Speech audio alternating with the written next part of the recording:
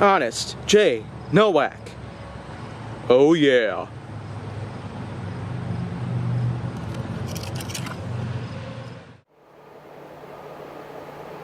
A pleasure to meet all at last, and welcome back to Honest J. Nowak.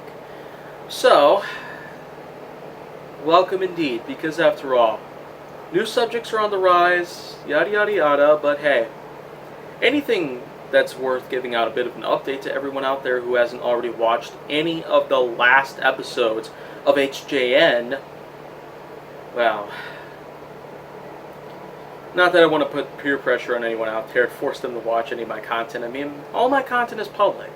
Why would it be private? The truth is, it's not private, but here's the thing. I've got lots to work on here, and so much that I could potentially put together. So, of course, here on HGN, I'm just simply going to do what I can at this point. So, what I'm going to talk about is zinc. I know. It's getting a little ridiculous at this point. I'm just mentioning every element of the periodic table at this point because I've already mentioned at least 3 of them. I've talked about iron, I've talked about a few other different metalloid related elements on the periodic table, but this one's a little different, actually. It is also a metalloid, I will admit, but there's quite a few things to it that you don't realize. Or do you?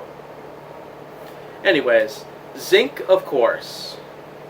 It is definitely regarded for being used as a construction tool based on the fact that it does have a metalloid-based composition. It is a type of alloy, in fact, in the same way as steel is, because there's part iron in the work of steel, regardless of which type it is. But zinc itself, being that it is a different metal, it's pretty lightweight, and it actually has a pretty interesting sound when it hits a hard surface.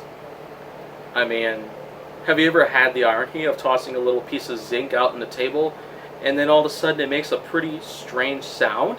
Compared to other metalloids, that's pretty amazing. That's a pretty unique thing to describe a certain metalloid out there, but that's pretty much beyond the point there. Because other than the fact that it is another type of metalloid out there in the periodic table, zinc does have a pretty good variety of uses, including medicinal related uses. Yeah. You ever tried taking zinc pills? Well, of course. It turns out that it can actually help relieve you of some certain pain or some other types of illnesses that you may be enduring.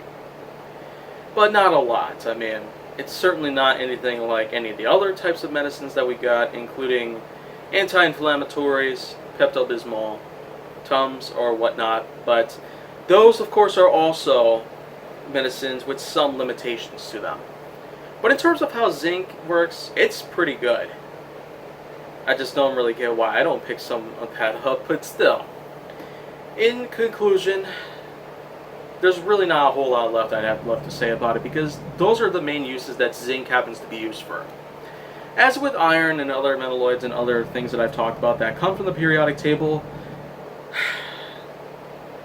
I'd say that they do have a pretty good way of being used in many different types of work and others that we happen to put together on a daily basis. I feel like that maybe it'd be about time that I might actually make a multi-part episode about the periodic table of elements. Every single one of them that I haven't touched up on yet, I could probably talk about in depth. About what they are in general and what they pretty much do. But that's pretty much something else for another time. If you want to see more, go down to my channel. Make sure that you like, subscribe, comment, follow me on social media, and stay on the Hollywood side.